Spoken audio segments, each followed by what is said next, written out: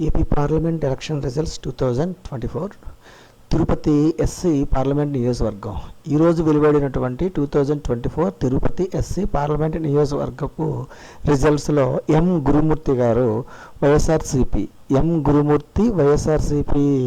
అభ్యర్థి 14,569 ఓట్ల మెజారిటీతో తమ సమీప బీజేపీ అభ్యర్థి అయినటువంటి వరప్రసాదరావు గారి మీద గెలిచారు.